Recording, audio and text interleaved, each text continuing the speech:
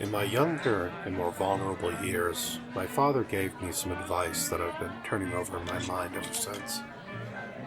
Whenever you feel like criticizing anyone, he told me, just remember that all the people in this world haven't had the advantages that you've had. You didn't. It's the Muppet Show with tonight's guest star, Mr. Ben Crew!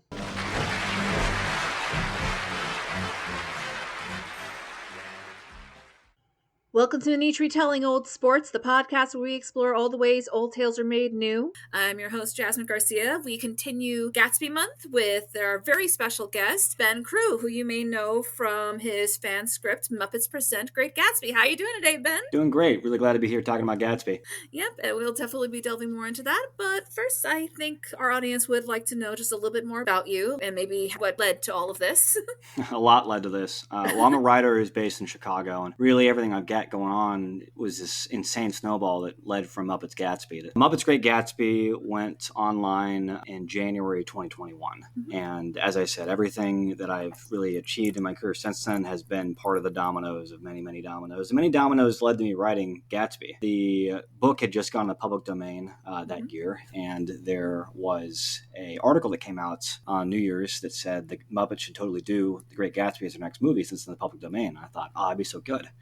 And this is always a fun way to go into this. I joked about it before and said, I was talking with friends of my brother, and I was just like, Kermit would be Gatsby, right? He's like, yeah. And I'm like, so who played Tom? I'm like, he's like, my brother was like, Tom's got to be a human. The human's always a bad guy. And I'm like, that makes sense. So it was just a joke at that point.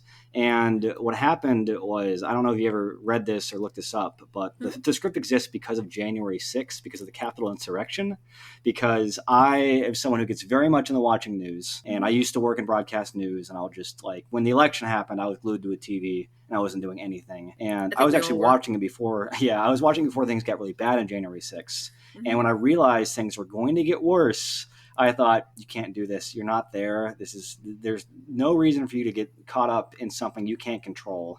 Mm-hmm. So I turned off the TV and I said, you've got to find some way to distract yourself. And I thought, just write Muppets Gatsby. You know Gatsby already pretty well. You know the Muppets very well. So just make this your kind of escape thing. And the script went online January 14th, and it instantly went viral from that. So that was a very, very short writing period. People always ask, how did you write that so quickly? And I say, the book already exists. The beats are going to happen, and then you know that Miss Piggy's going to do karate. So it all felt very natural for how that was going to flow together. That definitely does make sense. I'm an aspiring writer myself, so I definitely understand trying to distract yourself from the real world with your own creation. You've implied you have a very strong relationship with both The Great Gatsby and the Muppets, so if you could just kind of describe your history with both of those properties. With Gatsby, I was like any other American teen that I read it in high school as a assigned thing. And I really think that Gatsby, you can see, this is a great American novel, and you kind of appreciate it for that.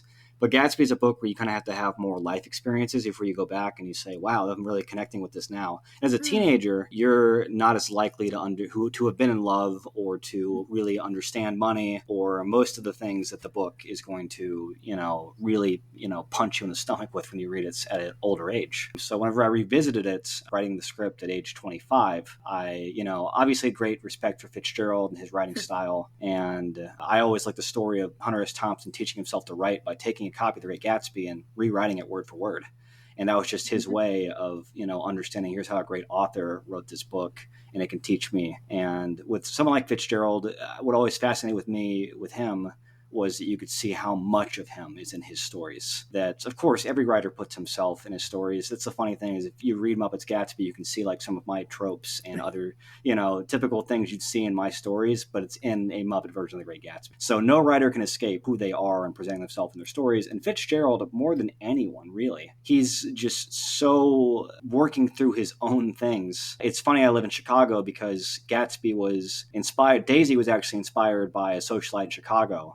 who Fitzgerald sought after and couldn't have because he didn't have the means. And that's whenever he went to Alabama and wanted to go die in World War I and then met Zelda. So there's, I analyzed those dominoes that led to Gatsby, and of course the dominoes that led to Muppet's Great Gatsby. So I read Gatsby as a high schooler and appreciated it, but wasn't, I was a high schooler and it was hard enough to get me to read books anyway. I never read any of the assigned readings you're given over the summer. I just read the Cliff Notes, which is fair enough. I was rather, I wanted to go home and watch horror movies and hang out with friends. But I still carry that appreciation. I always wonder, it's like, does my high school English teacher know that I'm on the Wikipedia page for The Great Gatsby?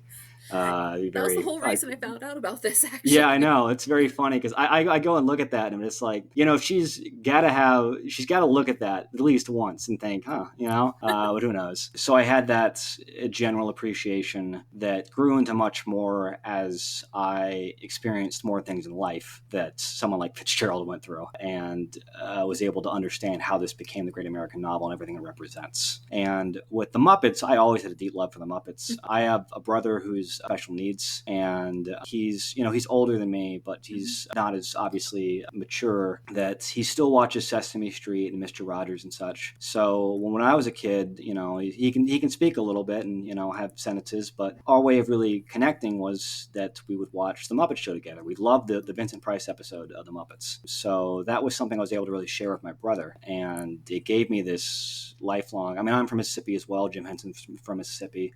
Gave me this just deep appreciation for Jim Henson as everything he's given, all the children of the world, and of course families, and just a way to connect and share these characters in this beautiful way. So I've always had a deep love for anything that Jim Henson did, and especially for the Muppets. Oh, that's really moving. Wow. And would you say you have a favorite Muppet project that you especially connected with your brother over, you think? Well, the Muppet, yeah, I mentioned I think our favorites was the Muppet Vincent Price and the Muppet Elton John. And of course, with Disney Plus now, it's like I can go home and you can put on anything for my brother. And it's just, it's still, kind of mind-blowing that you just have that instant at your finger access. When I just remember being a kid and having a very worn-out VHS tape of going back and rewinding to see Vincent Price get lunged at by Kermit the Frog for the vampire bites. Yeah, that's like a really popular reaction gift for a reason. It's a very funny little moment. But you've kind of touched on this a little bit, but, the Muppets have done so many classic retellings. I mean, Muppet Christmas Carol is practically a Christmas tradition for a lot of people. Absolutely. You got Muppet Treasure Island, which I think is actually really underrated, and I'm one of the few people who actually likes the Wizard of Oz one. But so why Gatsby? It's, the funny thing, I touched on it earlier, but I'll talk about how some people thought you can't do Gatsby because it's too adult. And it's like, have you seen the Muppets? Their whole thing is they're kind of pushing the boundaries on what family entertainment can be. I mean, you have the central relationship of this group is a pig who assaults a poor innocent working man frog.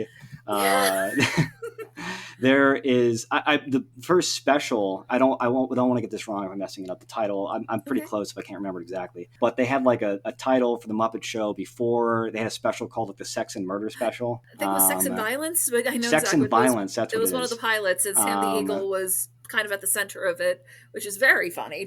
I've actually never seen it, but that's such a funny concept to me. But that's the thing is, it is built on, the Muppet Show is meant to be watched by families for the adults to enjoy it just as much as the kids do. And that, to me, adapting something like Gatsby, you can do that. There are some things that are going to get lost in translation, but for the most part, you can kind of make up for that by being meta. That's kind of what Christmas Carol does the best. You wouldn't immediately think that Christmas Carol would be the best Muppet adaptation, but it's the best version of the Christmas Carol that's out there.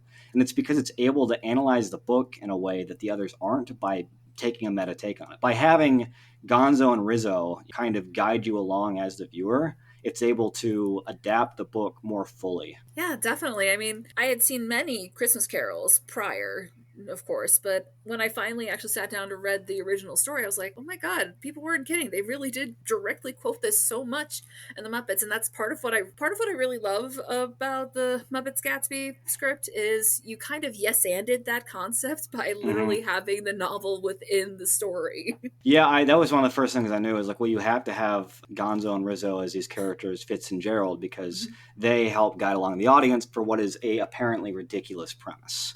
And it's hard to adapt Nick Carraway as a character because he is very much a narrator who needs to work out his thoughts. And in a film, you can only do that through voiceovers or kind of more unnatural type dialogue. So he has his voiceovers and you have Gonzo Rizzo be like, oh, he's monologuing right now. It's like, so it allows him to do this in a funny way, but you're still getting these beautiful passages from Nick Carraway, who's able to express himself as a character and really explore the novel in a way that wouldn't feel as natural in a film. A normal non-Muppet film. Yeah, you can get away with a lot more in a Muppet film, I feel like. And again, speaking of the kind of yes-anding the meta-ness of it all, because I was enjoying it already as I was going through. It was like, okay, this is really fun. But then you didn't just break the fourth wall, you tore it down with that last 15 or so pages, and that was when the script went from good to great for me.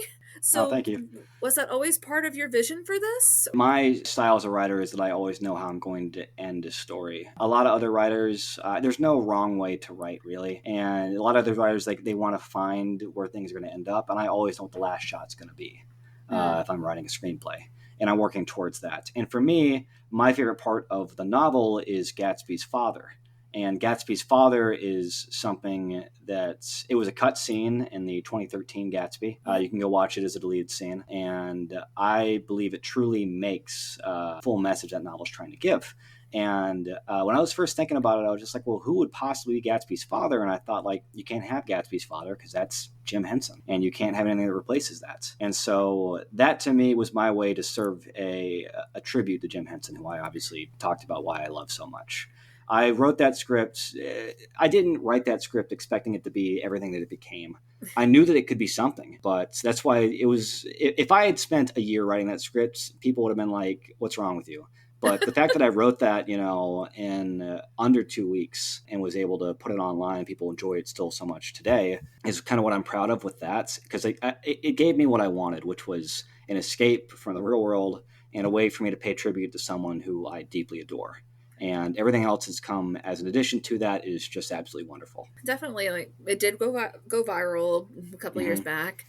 People have made a poster of it. There's a fan trailer on YouTube that I happened to stumble upon. And speaking of, so because of that poster and the fan trailer, we see that people feel like Tom Holland would be a great Nick Carraway, continuing the tradition of the Spider-Man actors. And Taron Egerton would be Tom Buchanan, which I found very interesting.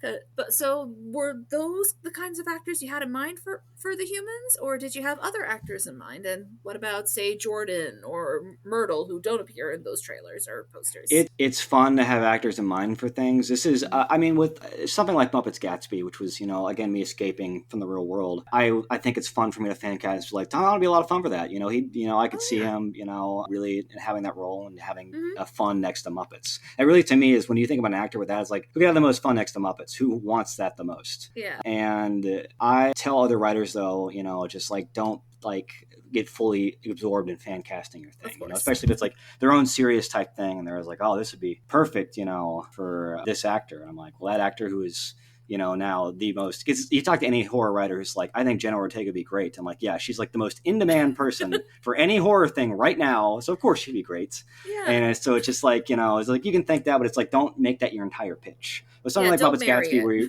you're escaping to that. Of course, I think Taron Egerton and Tom Holland are wonderful. With Jordan, I think that casting actors for Nick and for Tom, they do have songs they sing, but they don't have to be singers. With Jordan, that has to be an actress who can sing very well. And I would definitely say Can't Repeat the Past is the best of the songs, personally. Yeah. So I've talked to people about that, and they've said, which actress do you think would most want to work for the Muppets? Someone told me I could see Jordan being Rachel Zegler, and I thought that'd be wonderful because she is obviously a wonderful singer. And somebody said, she seems like someone who would want to work for the Muppets. And I was like, I don't know her personally, but I feel like you're right. Yeah, I can't explain it either, but she definitely has that vibe. And for Myrtle, I feel like Rebecca Ferguson would be a fun choice. I feel like she has that kind of energy of being married to Fozzie Bear. Yeah, that is true. The whole point is you want an actor who has that Michael Caine energy of they will treat this as serious as a heart attack. They will not break and be like, oh, I'm working with puppets. They are doing a serious adaptation of The Great Gatsby. That's the entire way that it works. Yep, absolutely. That's part of why it's so beloved, I feel like. Mm-hmm. And since we are on the subject of Jordan, one thing I did notice as I was reading is because I did just revisit the novel itself, of course, to prepare for Gatsby month. Mm-hmm. And one thing I did notice is you definitely upped the romance between Nick and Jordan. So what went behind that? Was that because you yourself do ship it in spite of how, as Kermit says in the script, no one should end up together at the end of this story? Or was it more of kind of your underlying meta commentary about how Hollywood will soften the edges for adaptation? So I'll put it out there that I do think my reading of Nick Carraway is that he is bisexual who leans towards men. I think that you can read the novel and there is a scene where he goes home with that photographer. And to me, my understanding of Nick Carraway is not so much that he wants Gatsby, is that he wants to be Gatsby. That's my reading of the novel, is that he sees Gatsby as a man who has means, and above all else, a man who's in love with a woman. And I don't see Nick Carraway as someone who is honest with himself about his sexuality. And once Gatsby dies, I believe he kind of has to kind of come to terms with himself. He basically sees, the life you expect, which is a rich man who is in love with a woman, and that's not going to be you, You obviously prefer men. And of course, Jordan is described as very masculine in the book. And I think the romance, he does care for Jordan in the book. And I think the romance is actually raised more in the script because it's a musical. I think that when you do a musical, romance is going to, of course, Jordan gets her song. He says the best song, in the script. And you look at, Muppet Christmas Carol, and there is the most beloved song there was actually cut in the theatrical version, but not in the VHS version. And that is Scrooge's lover, and I can't remember her name right now. Belle. Belle sings a song to Scrooge that obviously makes Rizzo and Gonzo just sob. And it is a beautiful moment in that movie. And it is very romantic, even though it's sad because they're remembering their past love. So when you have a musical like that and you have a moment kind of furthers the emotions of the character, that's kind of what made me fall in love with Jordan as a character, because she, kind of almost gets pushed off to the side in the novel in a way that she, Nick realizes, this isn't me. I'm just with her because I kind of don't understand myself and I want something else. And Jordan's kind of given her own moments, even in the meta moment at the end with Jordan's actress, to analyze Jordan as a character, because Nick Carraway is throughout the novel analyzing himself above all else. So it's more romantic because I myself fell in love with the character of Jordan, if that makes sense. I wanted to see more of her story told. I wanted to see more of her featured in this story. So that's why Jordan reads that way throughout the story. I could definitely feel that in the script, that you really did connect with Jordan a lot. Is your particular version. Jordan's always a popular character, I feel like, especially among female and femme presenting people. I have been working on casting the table read, and the person who I cast as Jordan was like, they are going to be using this to further the lesbian Jordan Baker agenda.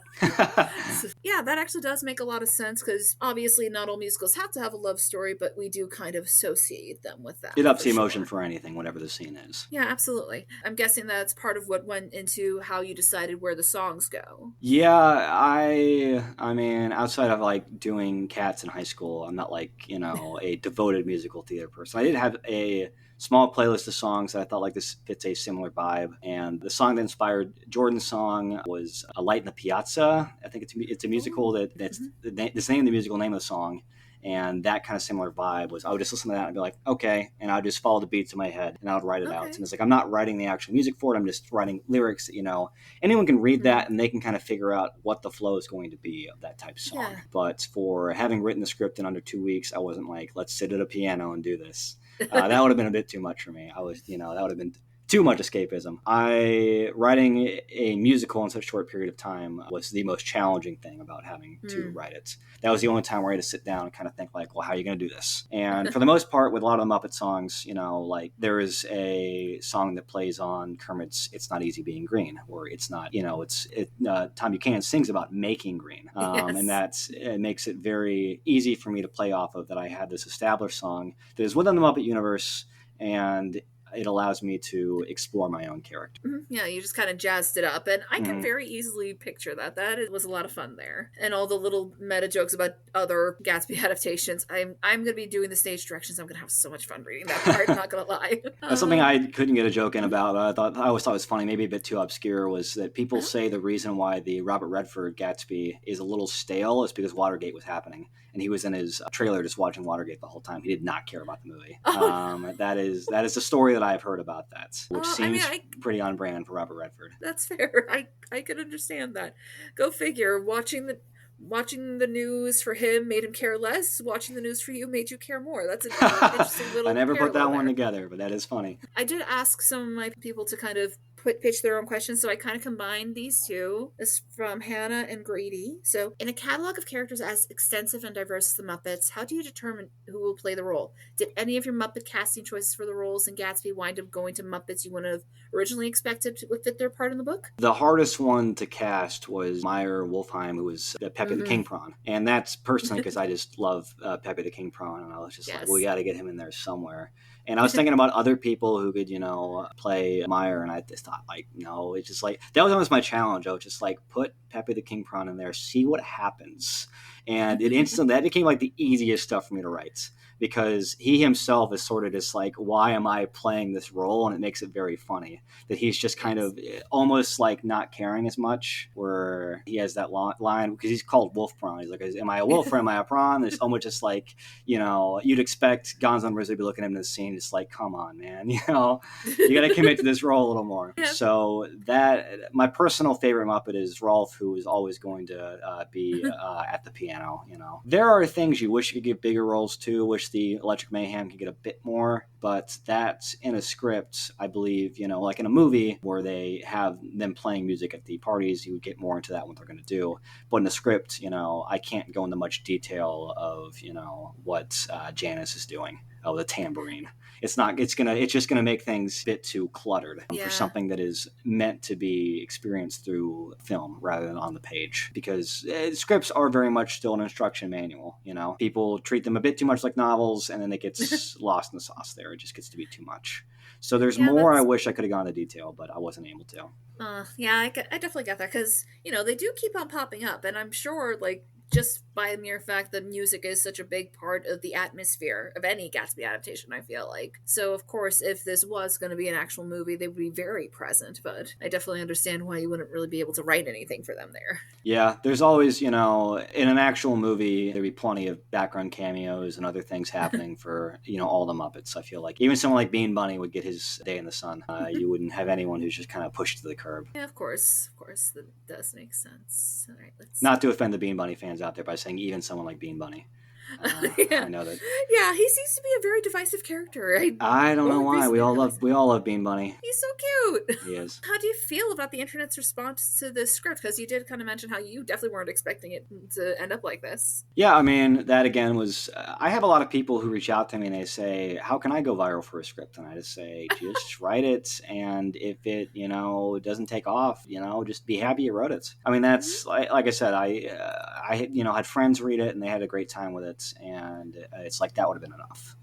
Just having this in my back pocket, and of course, it'd be almost like a fun party trick to be you want to read a Muppet version of The Great Gatsby?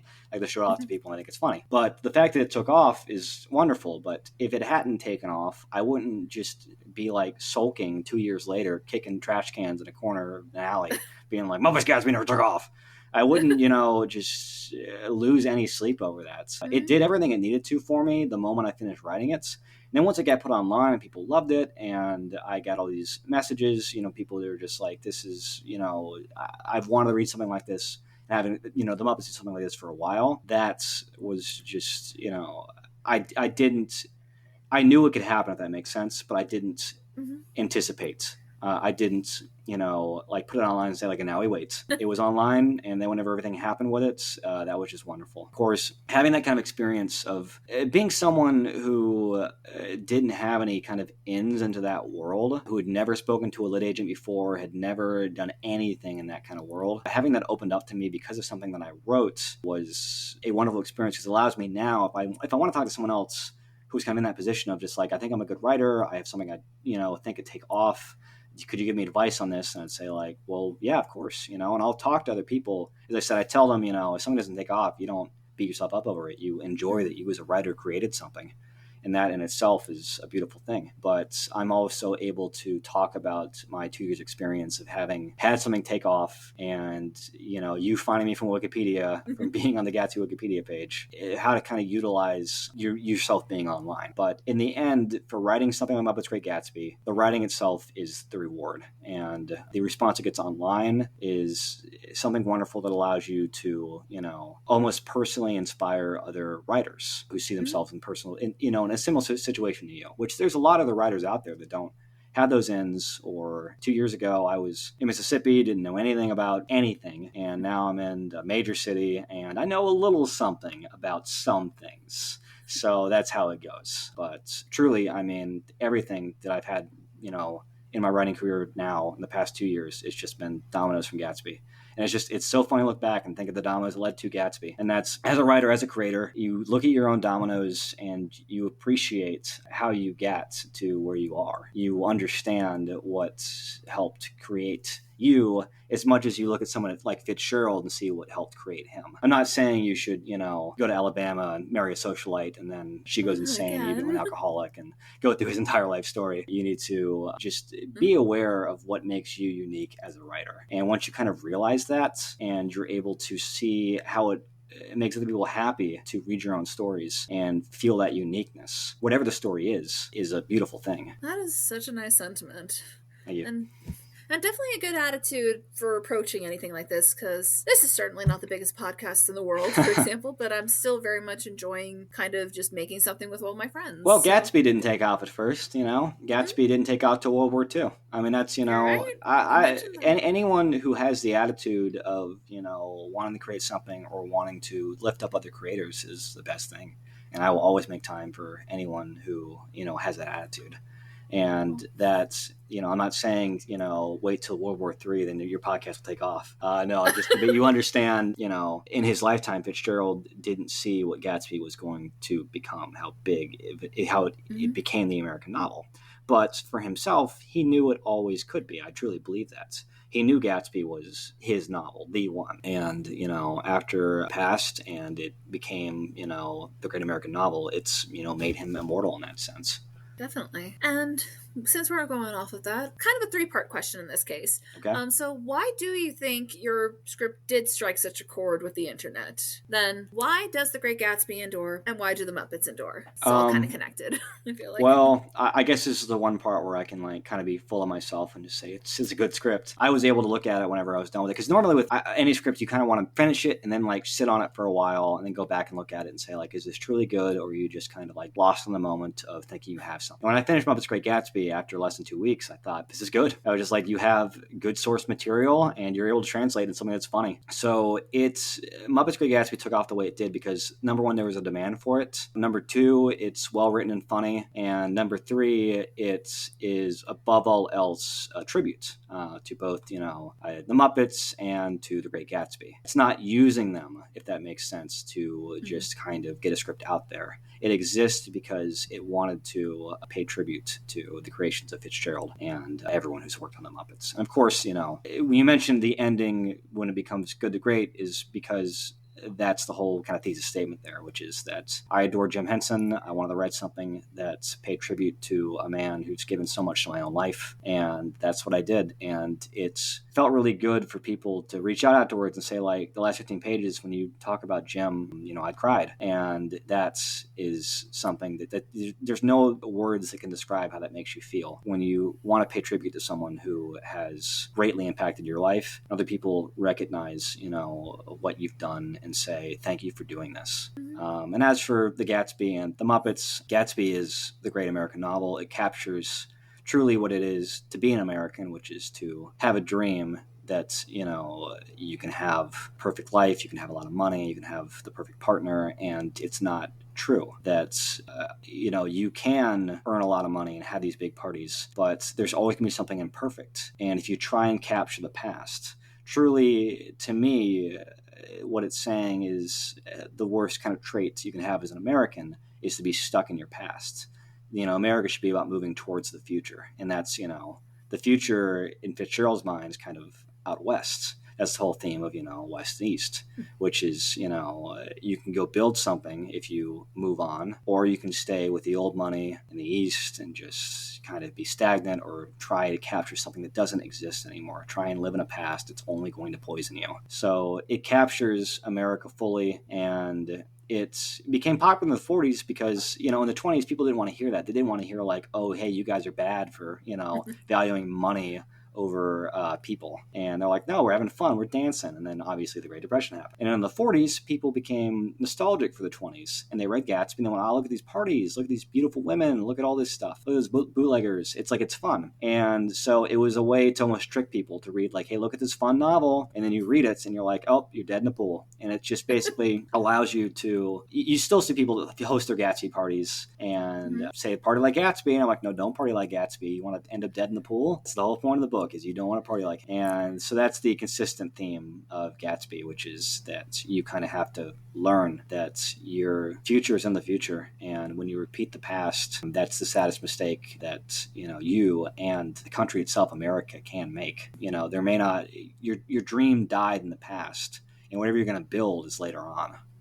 And as for the Muppets, they tapped into something that really no other kind of comedy group did at that time, which was, again, it's equally for families and for parents and for kids. And its style of the kind of meta humor of just seeing it's like enduring chaos, if that makes sense. It is, they don't have well-run productions. They're always falling apart. You always have Miss Piggy slapping Kermit around. It's like you're watching a disaster happen and you're rooting. That itself is also, I guess, American, that you see this comedy troupe that is a complete disaster and you're rooting for them to pull through, even though you're just like, well, this could be run a little better. But it's about understanding character above all else. We love the Muppets because we know every detail of their characters. It's so easy to describe Fozzie Bear or Kermit or Gonzo.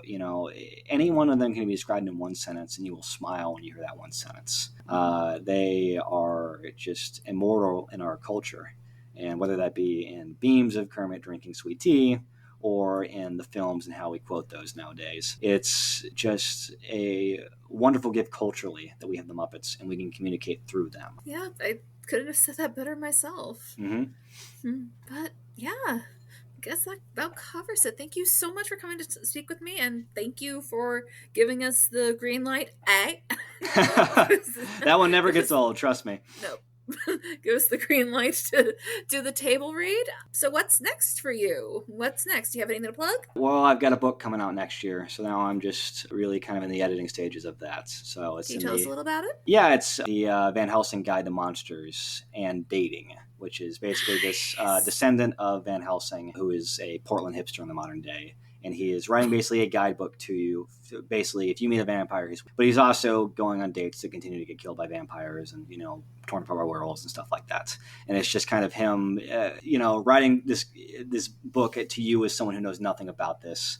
And he is continually frustrated that people, don't take vampires seriously and stuff like that. So it's his misadventures with his, werewolf and invisible friend buddies, and just taking on evil and going on bad online dates in Portland. That sounds like so much fun. It's absolutely in my wheelhouse. And technically, I guess we could cover it on this podcast. So I may be asking you about that when that comes out. It is funny because it's in the Dracula universe. So I've got to make sure, you got to look back at a book from the 1800s and make sure, like, is this canon? It's very goofy in how it attacks things. But I'm in that kill your darlings phase where we got to cut things, and the publishers got to say, like, cut more, and you're like, no. So that's the least fun part of killing the darlings. But each I'm excited for obviously this book to come out next year, and just to see the response that gets. And that's again the Gatsby domino of just everything that I write this Muppet fan script, and I get attention as a writer, and then I'm able to talk to a publisher, and here we are now. Let it never be said that fan fiction can't be powerful. I absolutely agree. Anywhere people can find out more about you, maybe find out information about that book? I'm mostly on Twitter, so Benjamin Crew 1 is my Twitter handle, I believe. I really should know that for being my main thing. I know Twitter's a dying platform anyway that's very cancerous and exploding, so who cares? But that is the main place you can find me. And as always, you can find me at Favor Vieira on Twitter, Tumblr, and TikTok. Additionally, Shamila Karanakaran's GoFundMe is still up. Please donate if you can. She was recently the victim of employment fraud targeting disabled people looking for work. And additionally, friend of the show, Micah Hirsch, is working on an Indiegogo for his project Sharks A Biting Satire. Also donate there if you can. Coming up next, we continue Gatsby Month with the 1974 version with Robert Redford starring. Thank you for listening, and remember, stories gain power in each retelling. The most sensational, inspirational, celebrational, Muppetational. This is what we call the Muppet Show.